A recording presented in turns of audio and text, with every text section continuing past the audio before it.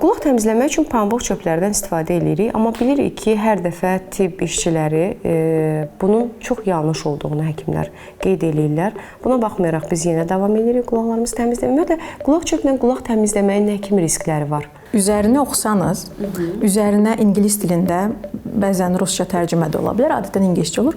Qulaq üçün deyil deyə bir söz yazılır. Yəni bu qulaq çöpü deyil. Açığı desəm mən onun üzərində diqqətlə oxusanız, var, ingilis dilində o söz var və qulaq çöpü, ona o adı biz vermişik. O pambıqlı çubuqdur. Biz onunla çox rahat kosmetik vasitələri istifadə edirik. Kosmetik hansısa düzəlişlər edə bilərik. Dərmanı harasa vurmaq üçün istifadə edə bilərik. Qulaq üçün biz dərman pasiyentə yazanda onu həmin pambıqlı çubuqla icra edə bilərik. Amma qulaq təmizlənməsi haqqında danışacaqsaq əgər, bizim həkimlərə də ən çox gələn sual budur. Qulağımızı necə təmizləyək? Qulağımızı yudurdaqmı?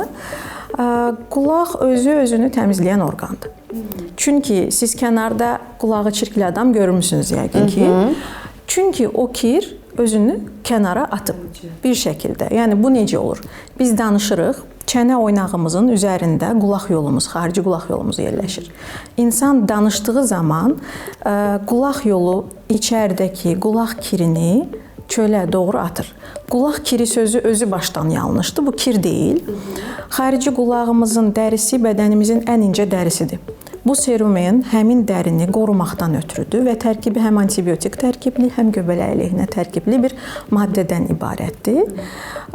Biz onu tərtəmiz təmizlədiyimiz halda qulaq yolumuzu daha çox həssas eləyirik. Bakteriyalara, virusa və qulağımıza düşə biləcək göbələklər üçün həssas edirik və pambıqlı çubuq belə xarici qulaq dərimizi cıza biləcək dərəcədə qulağımızın dərisi incədir.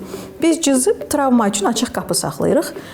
Serumeni də tərtəmiz etdiyimizə görə qoruyucumuz da yoxdur.